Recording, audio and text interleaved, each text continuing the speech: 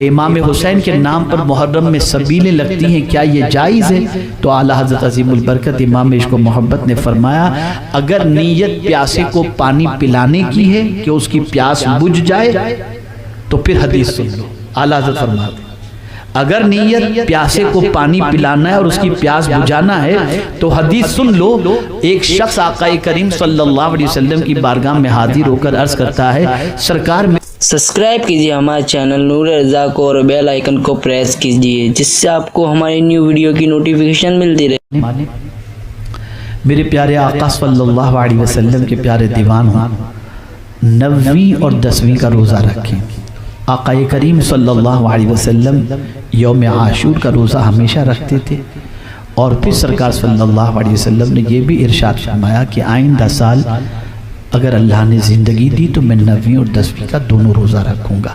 تو 2 روزے 9ویں اور 10ویں کا ضرور آپ 2 روزے رکھنے کی کوشش کریں، اللہ توفیق دے تو۔ اور یہ عاشورے کے روزے کی فضیلت یہ ہے کہ آقا کریم صلی اللہ علیہ وسلم ارشاد فرماتے ہیں مجھے اللہ کی ذات سے امید ہے کہ پچھلے اور اگلے سال کے گناہوں کو اللہ اس روزے کے ذریعے معاف فرما دے گا۔ میرے پیارے آقا صلی اللہ علیہ وسلم کے پیارے دیوانوں، اسی کے ساتھ ساتھ ایک روایت یہ بھی موجود ہے کہ جو شخص یوم عاشورہ کو اپنے گھر والوں پر فراخ دلی سے خرچ کرے، اہل و عیال پر، اللہ سال بھر اس کی روزی میں برکت عطا کرتا ہے۔ لیکن اس فرمان کے ساتھ یہ تو فرمان مکمل ہوا، اب میں اپنی طرف سے مشورہ پیش کر رہا ہوں کہ اپنے اہل و عیال پر عاشورے کے دن خرچ کرنے پر اللہ جب برکتیں عطا کرے گا تو نبی کی آل پر خرچ کرو گے تو اللہ کتنی برکتیں عطا کرے گا۔ تو اس دن اہل بیت کو بھی نذرانے پیش کرو، ان کی خدمت کرو۔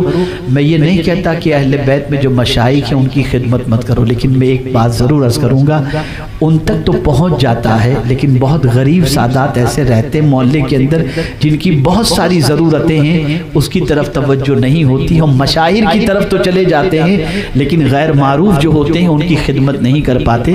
خاموشی کے ساتھ تلاش کر کے ان سادات کی خدمت کرو، ان کی دعائیں لو۔ میں یقین کے ساتھ کہتا ہوں کہ اپنی آل پر خرچ کرنے سے جب اللہ برکت عطا کرے گا تو نبی کی آل پر خرچ کرنے سے ضرور برکت عطا فرمائے گا۔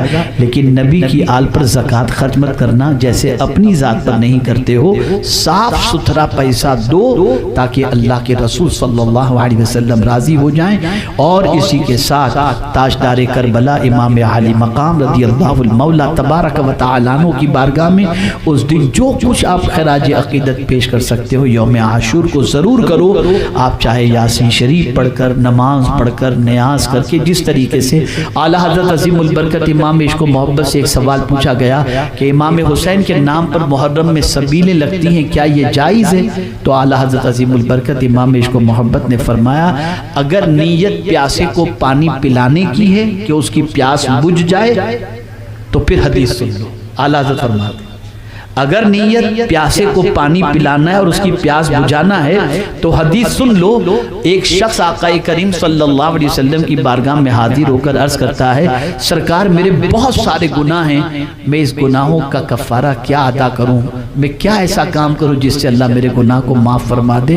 سرکار صلی اللہ علیہ وسلم نے فرمایا پیاسے کو پانی پلانے سے گناہ اس طرح سے جھڑ جاتے ہیں جیسے درخت سے پتے جھڑ جاتے ہیں۔ یہ خیال کریں، اللہ تعالی ہم سب کو توفیق عطا فرمائے۔ آپ کو اللہ نے دیا ہو مسجد میں کولر کی ضرورت ہے لگا دیجئے، کسی کی پائپ لائن کی ضرورت ہے لگا دیجئے، کہیں مٹکے کی ضرورت ہے لگا دیجئے، یہ سب کیجئے، یہ سب کام کرنے کے ہیں۔ انشاءاللہ العظیم اس کی برکتیں ضرور نصیب ہوں گی اور تاجدار کربلا کا فیضان بھی انشاءاللہ جاری ہو۔